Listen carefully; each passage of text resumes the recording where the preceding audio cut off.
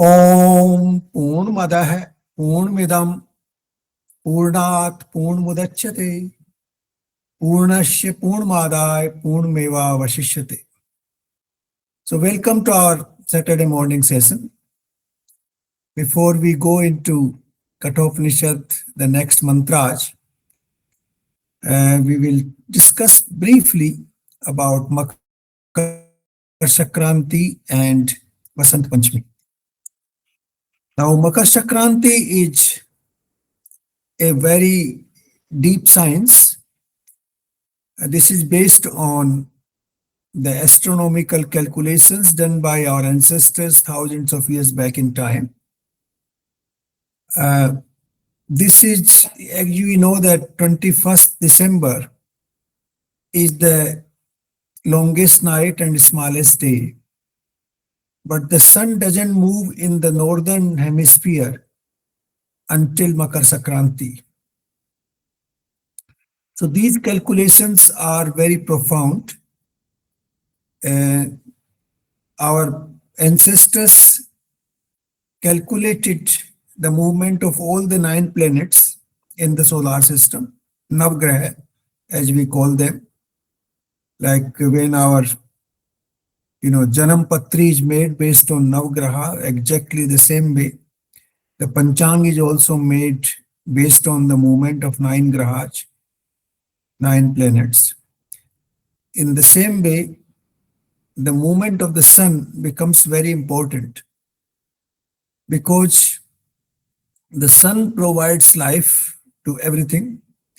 As we know, in Greenland, very little life can survive because the sun is not enough in enough quantity.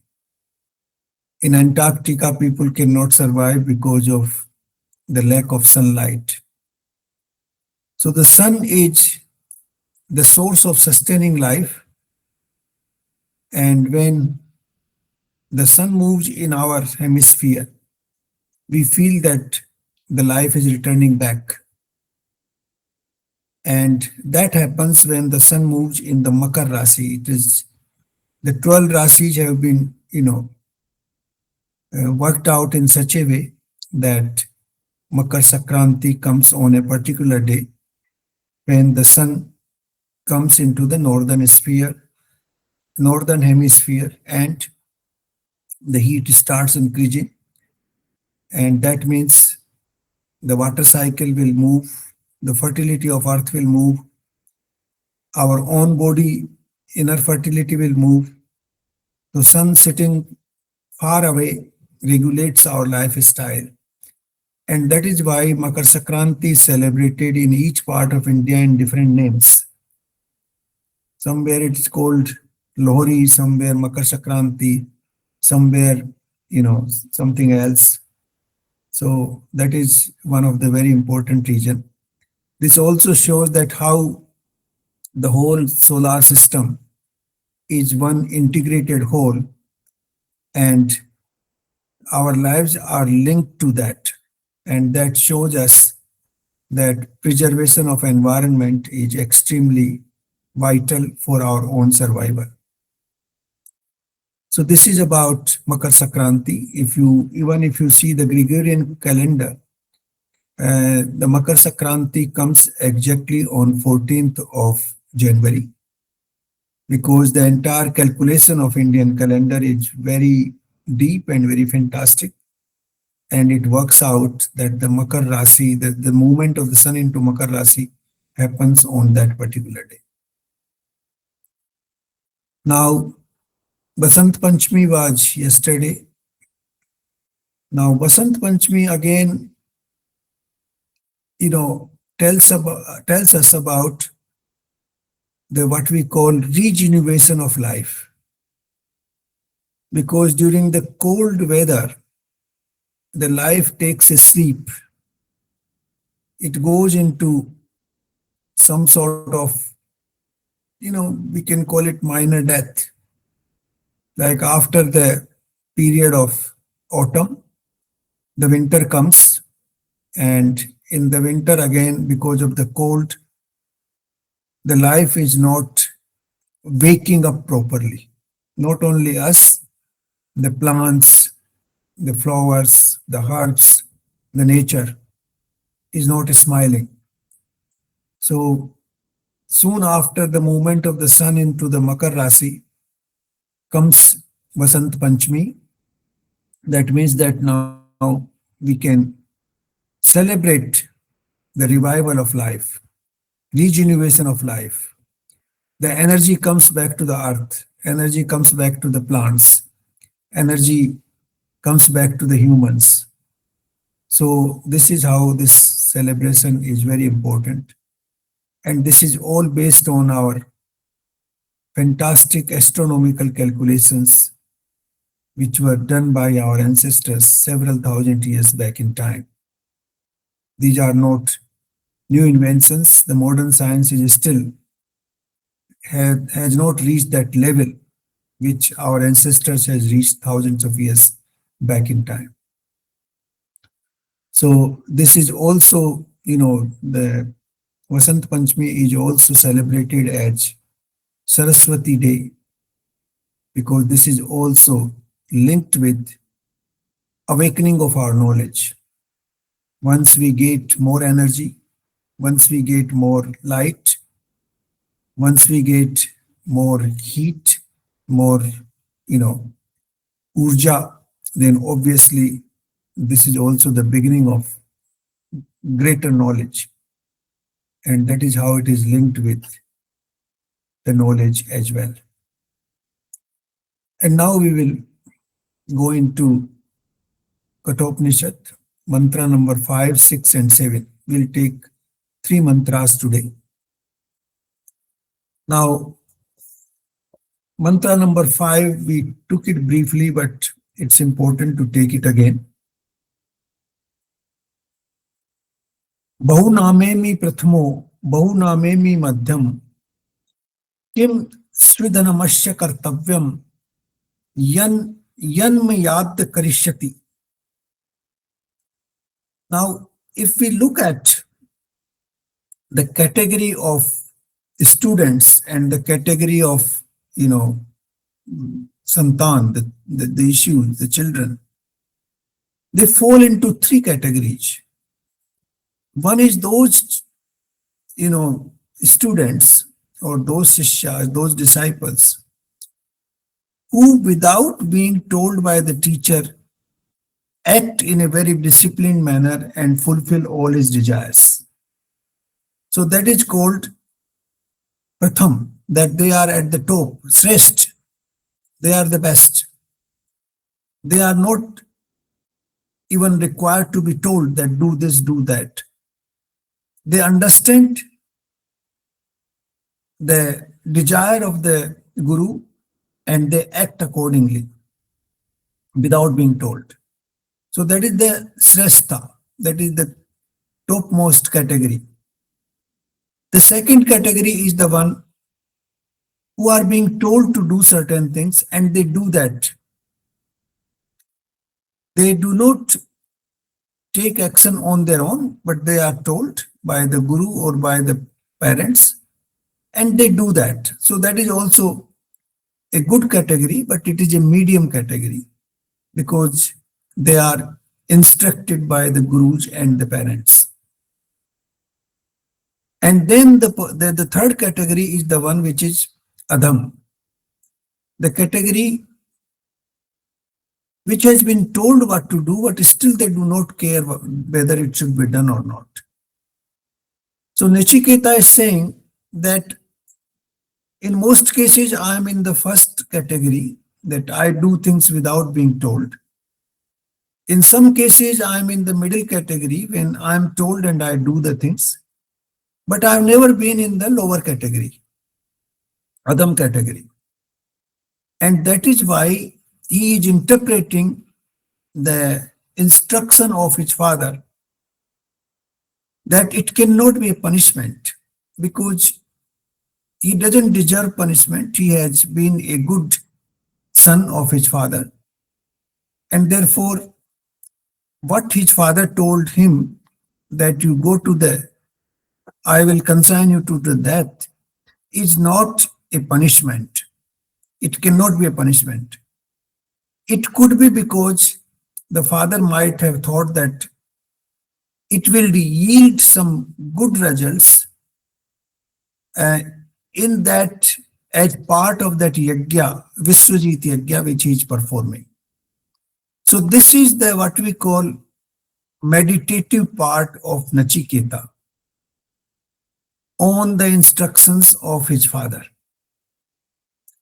He wanted to interpret what his father said, and this is what he interpreted.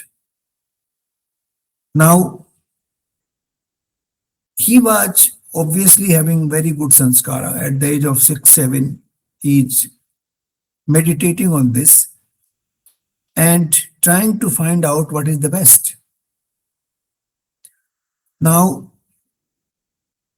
this interpretation actually helps him to do things willingly, that he can now willingly go to the door of Yamraj, to the path of death. And that is what he is doing. Now, here there are a few things which are implied, which is not written in the text of the mantras, but those are more or less implied, things.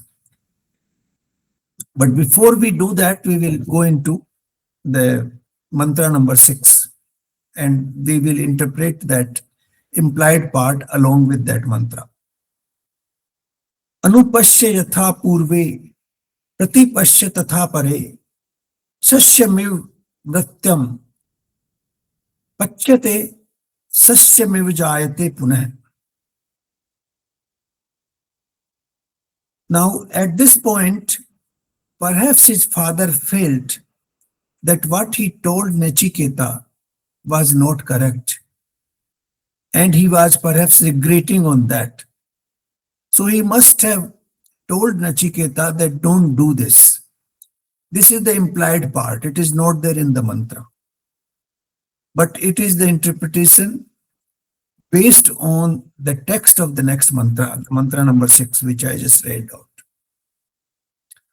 Because in this mantra, Nachiketa is trying to convince his father that he should follow the instructions of his father. He says that all our ancestors, Anupashya, look in the back, all our ancestors followed their instructions given by their parents. So this has been a tradition in the family. This was a noble tradition which I should not break away. Then he says that even in the current time, pratipashya tatha pare, even in the current time, all the people around them are following these instructions. That we also know the example of Lord Rama. He was not even told by his father Dashrath that he should go to jungle, but he just understood the situation that the father gave those two, commitments to Kekai, and now he must follow them. So the Rama naturally came into the first category because he realized the situation and he followed the instruction on it, not instruction. He changed his conduct accordingly on his own. He fulfilled the wishes according to the circumstances, even without being told. Similarly, here, Nachiketa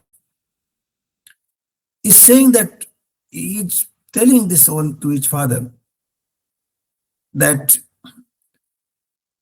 I cannot deviate from this path because this has been the tradition in the family. This is being done even today. And then he tells a very fantastic thing after that. That if you look at the life of human being, it is like a crop. The crop matures, it falls apart, and thereafter the seeds are sown once again and another crop comes up. The same way, this body falls apart on, it becomes mature, it's a machine, it becomes mature at a point of time. And with your karma, the seeds of your karma, the new birth takes place. So there is nothing wrong in the death. Death is natural process. It is usual. It happens to everybody. Hmm? And therefore, that is jara jeerd, that is the people become old and they become weak and they die. This is a natural process. So there's nothing wrong in my death. If I have to die, it is fine. It's absolutely okay. I don't have to break the noble tradition of the family for my life. So this is a very, fantastic observation by Nachiketa, telling his father that he must follow this. Now here there is very important element which comes into play, that certain things when we do not understand in terms of knowledge, we follow the footsteps of good people who have laid down good tradition in life. Now, this was also mentioned in Bhagavad Gita. And let me take that text. That is chapter 3, verse number 21 and 22. In that, Lord Krishna said to Arjun, when he was talking to Arjun about his conduct, because Arjun wanted to retreat from the battlefield. And in that context, when he is explaining the theory of karma to Arjun, he is telling that श्रेष्ठ पुरुष जो जो आचरण करता है, अन्य लोग भी वैसा ही आचरण करते हैं. That if a good person behaves the way in a particular way in the society, the others follow that route. We know this. We know every day that, we also quote, oh, so and so did this, so I can also do this. We have this habit of imitating the top strata of the society everywhere in the world. Oh, he did this, so I can also do this. So this habit of imitation is deeply rooted in human psyche. And we follow the good people, good in the sense whom we consider as our role model. Some people follow an industrialist because they want to earn money. Some people follow a big leader because they want to become leader. Some people follow a spiritual path because they want to go on that path. So depending on your objective, you set a role model and you follow that. So this is what Lord Krishna said to Arjun, that if you do not behave properly, the other ordinary people in the society will also follow you and they will also behave in the same way, which is not good. You are not setting a good example in the society. So this is what he says, that this is considered as praman. The conduct of the people who are located in higher places in the society, that is considered as praman. That's what Lord Krishna said to Arjun. And therefore you are supposed to conduct in a good way so that the society does not, behave in the wrong fashion. And then he gives his own example. He says कि मुझे इन तीनों लोकों में कोई कर्तव्य नहीं है, मेरे को कोई अप्राप्त वस्तु भी नहीं है, मैं सब कुछ प्राप्त कर चुका हूं, फिर भी मैं अपने कर्म में बरतता हूं. Despite that, I perform my duties properly. That's what Lord Krishna told him. So exactly the same position has been taken by Nachiketa here, that I would, actually follow the path, good path, laid down by our ancestors, by the good people in the society. And I will not deviate just to save my life. because the life in any case is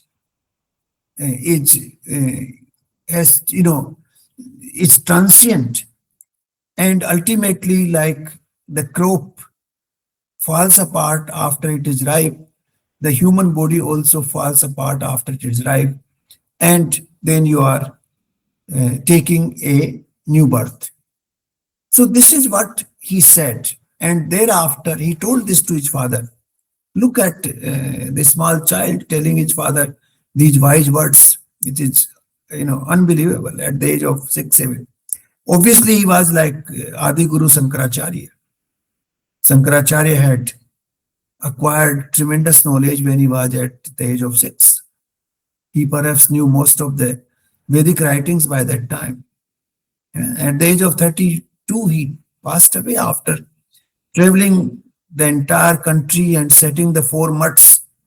There are four mutts he set up: the Dwarka mutt and the Joshi mutt and, Srangeri mutt, and all those. So, and he did so much commentary by that time. So this is what this guy, this, Nachiketa, obviously he had a different bringing up, different sanskar, different balance of karmas of his past birth. So he came out with all these fantastic, uh, you know, ideas. And then after telling all this to his father, he left for the abode of Yamraj. He says, I'm not going to, like Rama left for jungle for 14 years of Banvas, he left for Yamraj.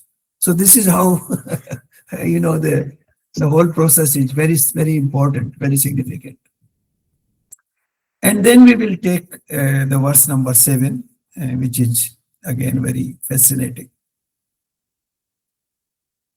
Now here says, Vaisnavara, Pravishya Atithi Brahmano Grahan.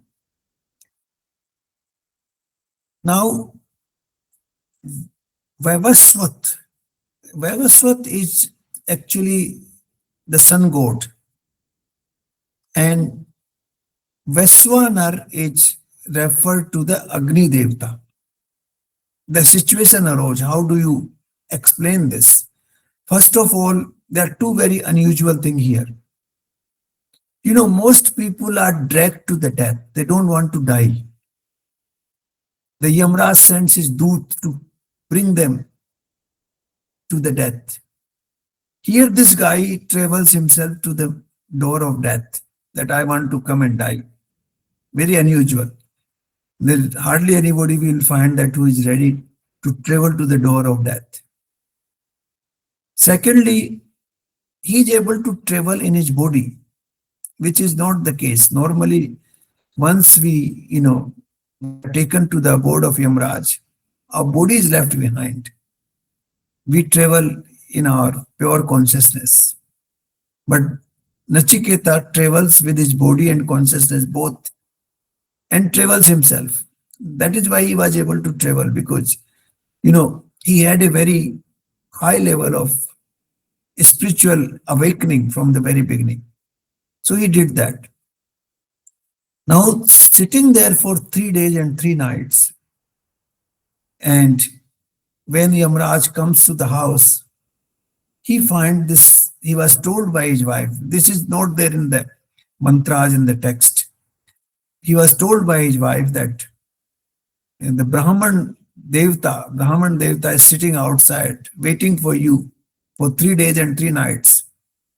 And this is, you have to look after, because he's your Atithi. Now that Atithi things come here. Atithi Brahmano Grahan. Now, what is Atithi and why we call Atithi a Devta?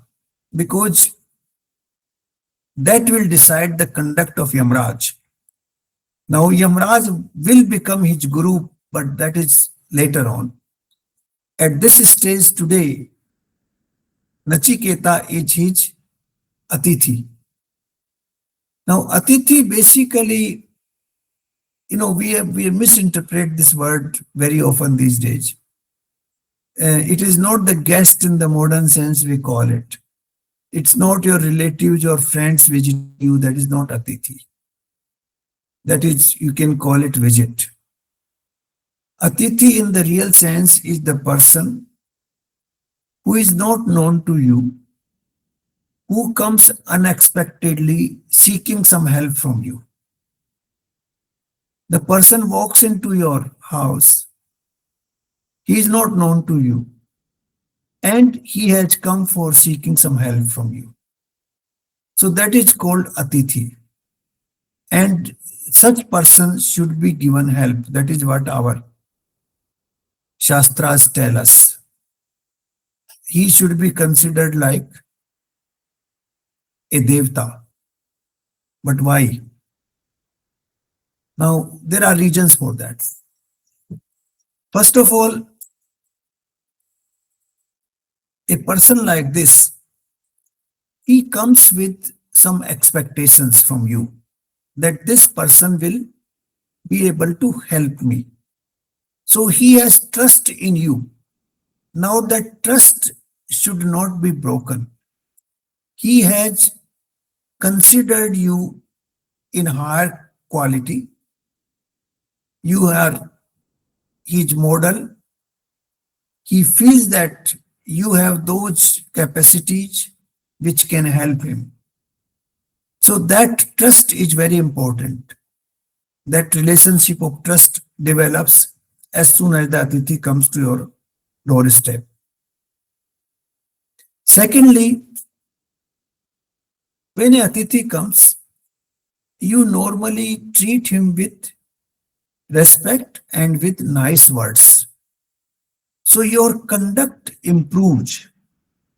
You may be angry otherwise, you may be disrespectful of so many other people, but when an atithi, unknown person comes, you invariably treat him with respect and also with good words.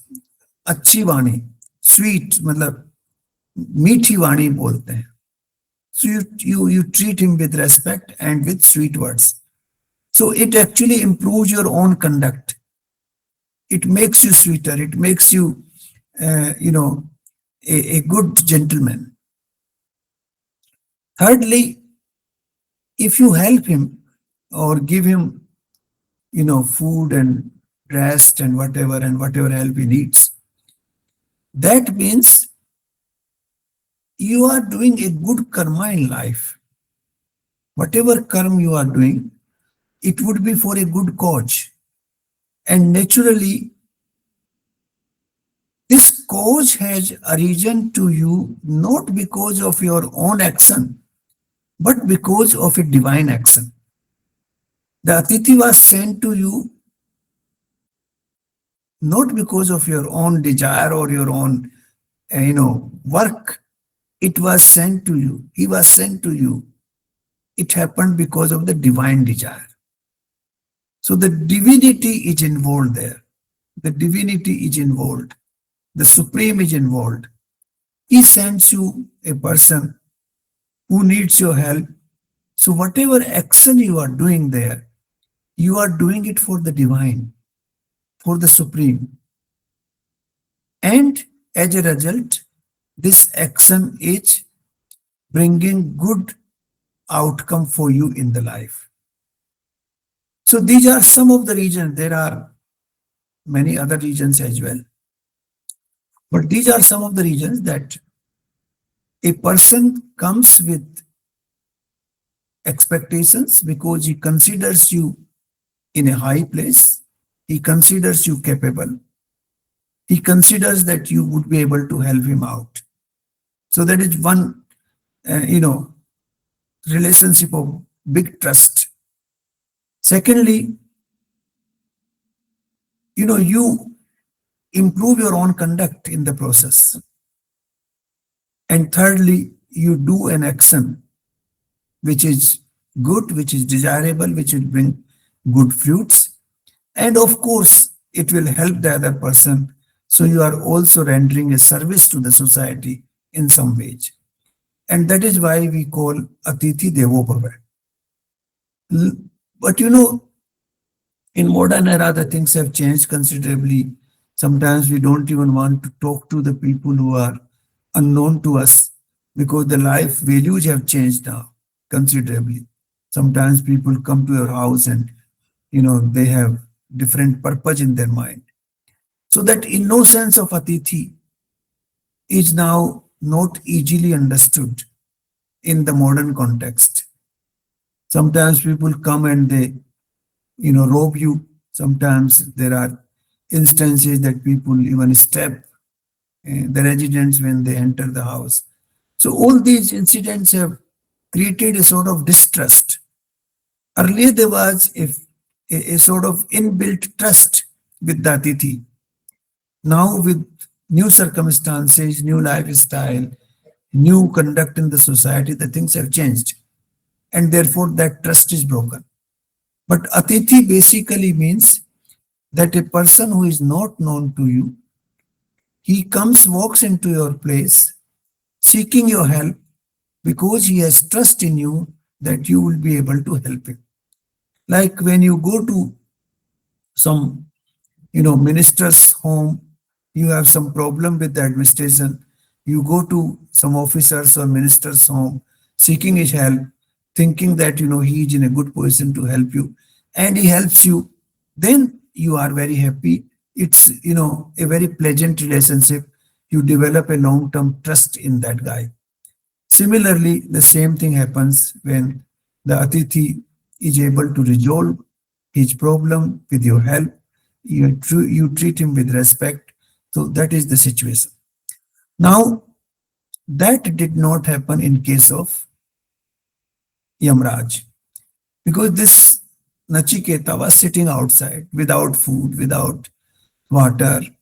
You know, he was not given due care. He came as an Atithi, but he was neglected. So the wife of Yamraj told him that this has been a sin. It has been, you have committed a sin in ignorance, and therefore you must repair it. You must do something to, undo that sin which has happened, though without your knowledge, but it has happened. Like, Dashrath threw his, arrow in the direction when Shravan Kumar was taking his parents. Now, he did not kill Shravan Kumar because of his intention. It just happened because of his ignorance. But it happened. And he has to take the consequences for that. Similarly, here the wife of Yamraj told him that yes, it has happened, but though it has happened without your knowledge, but it has happened. And you have to take the consequences. Even Yamraj has to take the consequences. Though he may be the greatest regulator and the god of death, but he has to take the consequences. So this is what it also says, that you may be in very high position, you may be a divine power, but the karma chase you all the time. Your actions will bring you the good or bad outcome depending on your karma. And sometimes those karma can happen without your knowledge also. So this is what he says, that you should now give him respect, treat him, and you. Now, why the word has been used Vaishnava? It has been used because if somebody comes with expectations to your home and you do not treat him well, then he can get angry. And that anger can actually work as a sharp to you. That is what it can happen. We have seen some of these things happening in our Shastras. And therefore, we have to, he is like a fire at that moment. And therefore, we have to, cool him down. And that is one of the reasons that you provide water to the Atithi as soon as he enters the home. Because he should cool down, he should feel comfortable. And that is the reason why it is done. So there are, scientific and psychological reasons behind all that. So he said, you should now make him sit, you should make him cool, you should give him water, all this should be done. So this is how the whole process begins. And then we will see, other verses next time onwards, because he only not does that, but he gives him three boons to overcome the sins which has been committed without his knowledge, because Nachiketa was sitting without food and water just outside his house for 3 days. So this also shows the importance of Atithi. This is how the Atithi, should be treated. Though he is known, not known to you, but he has come to you with expectations. He has come to you treating you as a superior human being.